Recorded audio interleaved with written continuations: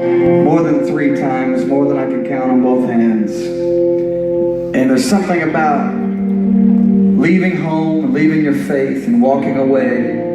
You've always got good reasons at the time.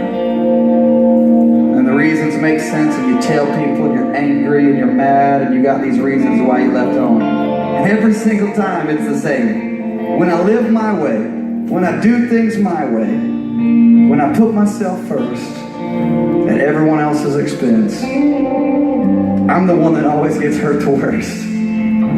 Somehow my way hurts me pretty bad. And I'm ended up with nothing. The story of the prodigal sons, he ended up with nothing. Starving to death. Eating the same food as the pigs he was taking care of.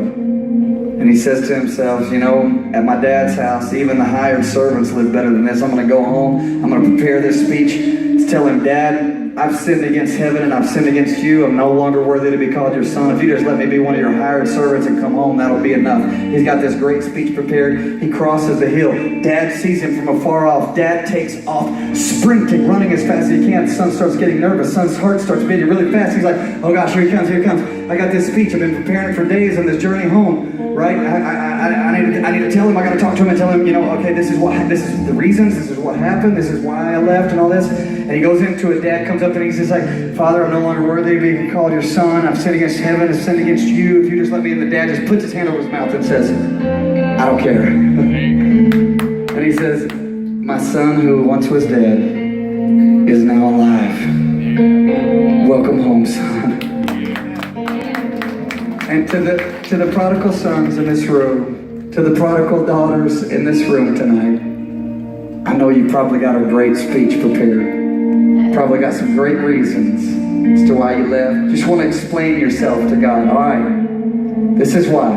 I know it's not a good excuse. I know it's not a good reason, but I just want to tell you. I can tell you that right now that God would just stop you right there. The moment that you cross the hill, and you turn one step back towards him, and he takes off sprinting towards you, puts his hand over your mouth, and probably sing a song like this. He'd say, whatever reason you've been running, I just don't care anymore.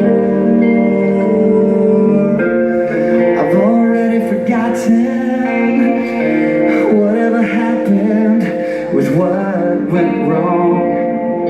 I just want you to come home, 'cause I'm the one that you've been looking for. I'm the one that you've been waiting for. I've had my eyes on you ever since you were born. And I will love you after the rain falls down. I will love you after the sun goes out. I'll have my eyes on you after the world is known.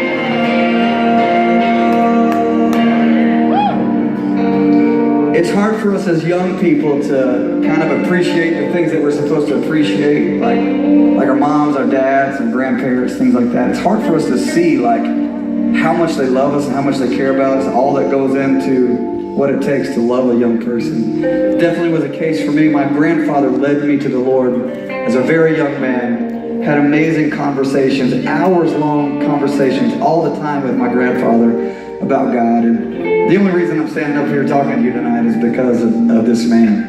And we were on the road many, many years ago, and I got a phone call that he went into a coma. And all of a sudden, and they said, it doesn't look good, it doesn't look like he's going to make it. And all of a sudden, like I was instantly aware of all these things I should have said to him, right? I mean, like 5 minutes before that, a week before that, a month before that, I would be like, you know, no, it's fine.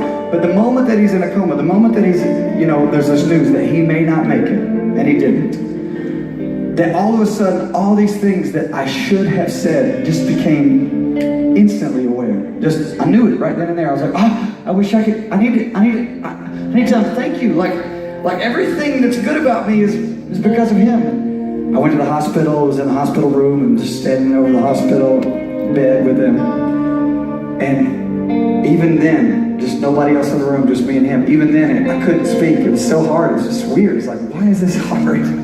Why is it so tough? 8 o'clock, 9 o'clock goes by, 10, 11, 12, 1 o'clock, 2 in the morning. I finally get the nerve and I speak. And I crawl up in bed with him, wrap my arms around him.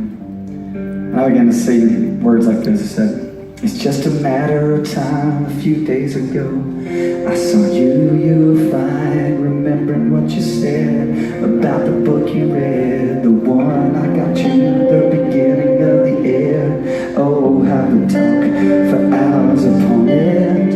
What I would give just to do it again. You're lying there in this hospital bed. Won't you open your eyes and let's talk once again?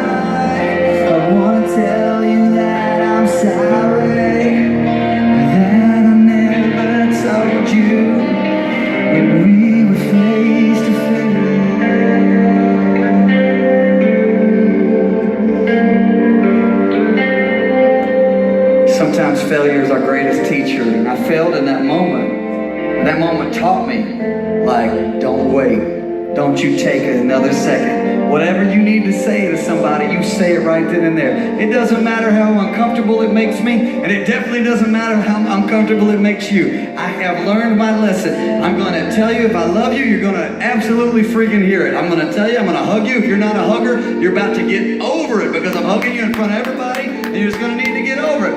If we got something serious to talk about, we're just going to talk about it. If we're mad about something, we're just going to talk about it. I don't let anything go. I learned my lesson. I'm not going to wait and say something until I'm standing over somebody who's no longer breathing and say, I wish I would have done this, I wish I would have done that. No longer. And we tried to sing that song for years, and I couldn't sing it. I would just bawl like a little baby every time I tried to sing it. And finally, like 4 or 5 years after we wrote it for real, we started singing it. And as we started singing it, I was like, this story's kind of one-sided. It's just my side of what I would have said to him. I wonder if he would have opened his mouth, if he would have just took in some breath, opened his eyes, and began to speak to me, and knew that he had less than 24 hours to live, what would he say to me? And I knew him really, really well.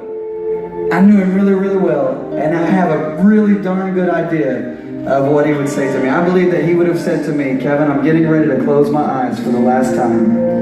And when I open them up again, I'm going to open them up in a place where the desert is covered